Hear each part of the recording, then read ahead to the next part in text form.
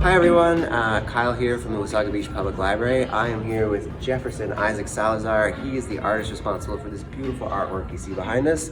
We're going to have a little conversation about his inspiration and how he arrived at these wonderful pieces. Why don't we start by giving me a little insight into the inspiration behind these pieces? The inspiration behind the pieces.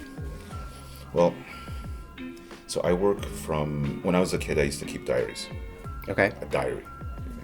And this is just an extension of that. It's, I call them visual diaries.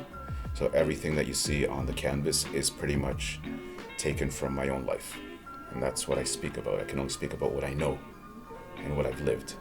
Okay. Right? So in some way, shape, or form, it's not literal, but it goes through a process from the experience to how I process it, and then how I'm going to put it out there in the world. I'm going to package it into the pieces that you see.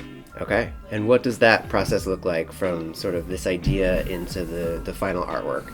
I start with the idea, then that idea becomes a sketch. I fine-tune that sketch to what I think would look great. I can visualize all the sketches that I do already in large form, color, everything. So from that point, I just draw it out onto the canvas, and I'm really liking the 4 foot by 3 feet format a lot. It gives I think that the impact that you get standing in front of it adds to the experience of viewing the work. Absolutely. And so from the sketch that sketch goes onto the canvas, and then I start taking clear sheets of glass. This is where the fun for me begins. It's because I get to paint, and I'm a painter at heart. Okay. Right? So I get to paint the glass. The tricky part at first was it's backwards. You got to think backwards, because when you normally paint, you work your way from the canvas outwards. Working with glass, you got to work from the front of the glass to the back, because you're going to flip it over, right? It's reverse. So all the techniques that I used to paint with, now I just had to reverse it. But now I'm used to it. So I do that, paint dries, I take a hammer to it and just break the glass.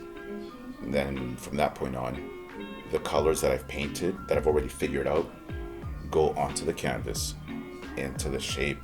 You know, it's like paint by numbers, but with glass. That's great. I love that you've been able to take those life experiences and bring them into your art to make it, you know, a real representation of who you are and your lived experiences. Thanks for coming in, Jefferson, and chatting with us today, telling us a little bit about your artwork and putting it on display for the community to see. I think they're lucky to be able to enjoy it. So thanks for coming by. And you got an artist talk coming up on the 13th of March, is that right? I sure do.